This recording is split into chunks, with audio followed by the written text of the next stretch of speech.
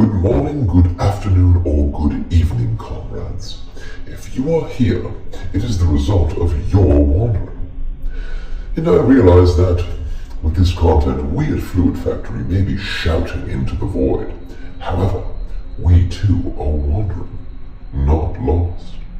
In an endless desert of misinformation and clickbait, the universe has gifted both of us with your attention and presence here. This is another idiom examination where we are exploring the commonly used phrase, "not all who wander are lost," which under the concept of this dialectic is altered, reading, "not all who are lost wander," but more on that later. The idiom, "not all who wander are lost," is a beautifully crafted and delicately executed examination of the human condition in which one who may appear to have no direction whatsoever may be in fact headed haphazardly into a life of marvelously curated experiences, resulting in a life well lived. The richness and eloquence associated with collecting experiences, wandering with purpose or intent, is also encapsulated within another idiom shared here as food for thought, pun intended.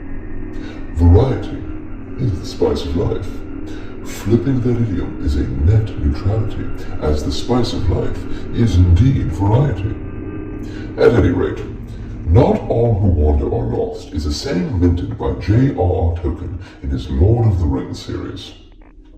Taken in context, but not to plagiarize, it is used within a poem written by a mentor to a mentee to describe the lessons learned through self-discovery.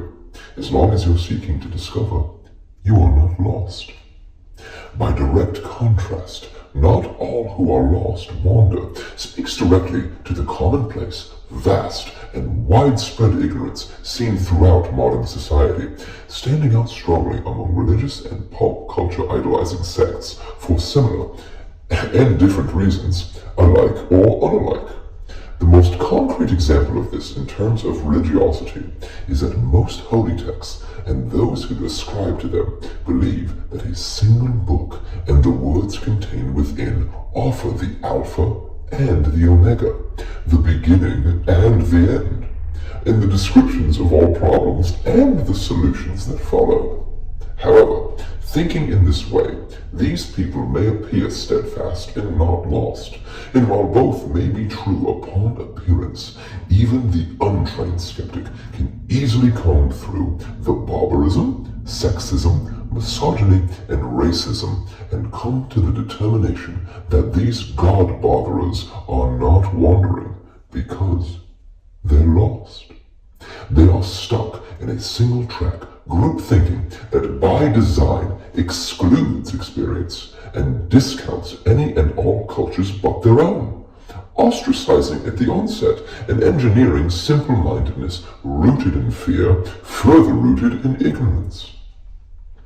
Celebrity worship, too, can significantly halt philosophical progress in a similar way, typically inducing someone to utter a sentence that includes wording like "false idol." But you can't have false idols without real idols, begging the question, what is a real idol? Well, it certainly is not Harvey Weinstein, Sean Combs, Bill Cosby, or Kevin Spacey, who couldn't keep their erections to themselves. It also isn't the countless examples of cosmopolitan body and life image expectations expressed throughout the marketing of sexual expectations served up on a platter for impressionable minds, lost and not wandering. The stagnation associated with trying desperately to become an influencer as an influencee screams of endlessly being lost until one day your life is wasted and you're drowning in the would-haves and the could-haves. So, we'll leave it right here. Wandering is for the inquisitive. Wandering is for the thirsty, who know their thirst will never quite be quenched. Life is precious because it is futile. Live for each moment, exploring until you find what interests you, and never settle. Being lost ushers in great discovery if you'll just continue round the next bend.